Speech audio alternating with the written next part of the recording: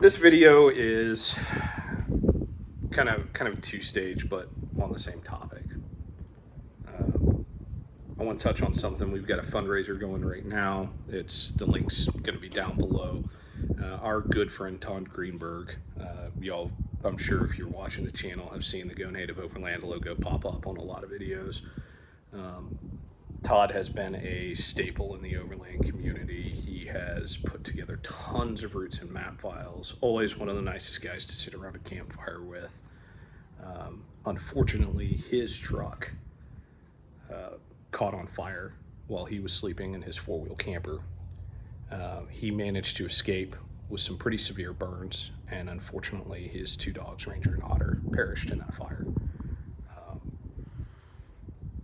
He is currently in the burn unit in Denver, recovering, and he's got a long road to recovery.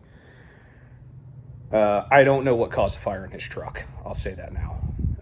I do know that a lot of times with overland rigs, when they do catch fire, a lot of times it ends up coming down to something to do with wiring. I'm not saying that's what happened with Todd's truck, but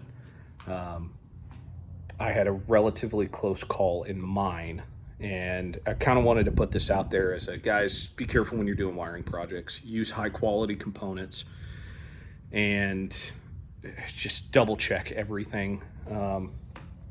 This fuse holder for my 8-gang switch from Cali Rays, this is the one that came with that Cali Rays switch panel, that melted on me while I was in the backcountry in Nevada. And the only reason why I think it didn't end up starting a fire is because it melted enough that the wire pulled out and disconnected the circuit. That fuse is still, and I don't know if you'll be able to see it or not, that fuse is actually still intact in there. That should have blown.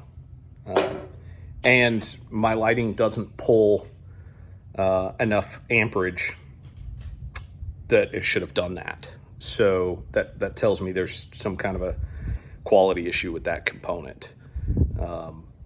That's a 60 amp fuse, and combined my lighting pulls, if all of it's on at the same time, maybe 40, if that.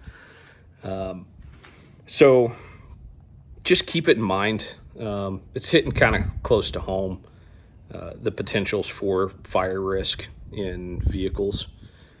With what happened to Todd, and then this kind of close call in my engine bay. So really just everybody out there, if you got some spare time, pop the hood of your truck, check all of your electrical, make sure that you've got everything squared away, properly fused close to the power source, and just be careful.